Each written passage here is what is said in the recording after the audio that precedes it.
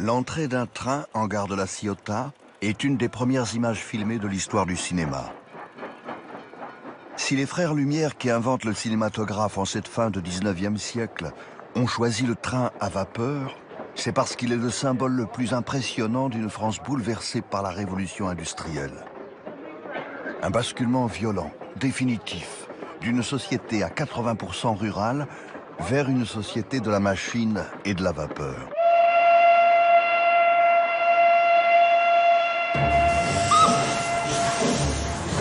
La vapeur, c'est ce dont avaient besoin les trains et les navires pour accélérer le temps et effacer les distances.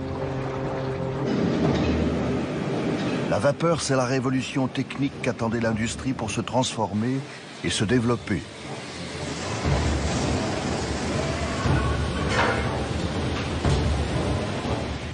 Mais pour produire autant de vapeur, il faut de l'énergie. Cette énergie, c'est la houille. Ce charbon de terre qui vient remplacer le charbon de bois traditionnel, devenu insuffisant pour accompagner la mutation en cours. La France doit donc impérativement trouver du charbon de terre dans son sous-sol afin de produire les millions de tonnes de houille dont le pays a besoin chaque année.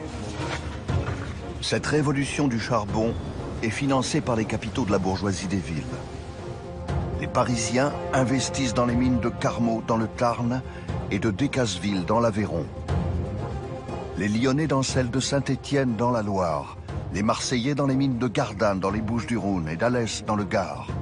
Quand les patrons de la puissante industrie textile du Nord investissent massivement dans les exploitations houillères d'Anzin et de Lens dans le Pas-de-Calais. Des dizaines de milliers de paysans quittent l'exploitation des champs et rejoignent les mines de charbon. Les fosses qui se creusent sur tout le territoire voient naître une classe ouvrière qui s'apprête à transformer la vie économique et sociale du pays.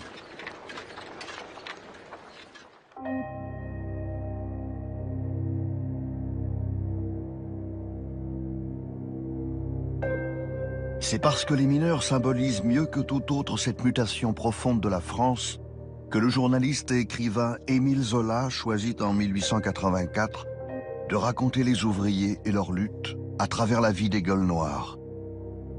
Le romancier le plus célèbre de l'époque est le premier à comprendre que la révolution industrielle porte en germe une révolution sociale à venir. Pour préparer Germinal, le prochain volume des Rougon-Macquart, sa monumentale histoire des Français, l'écrivain a choisi de se rendre à Anzin, dans le département du Nord.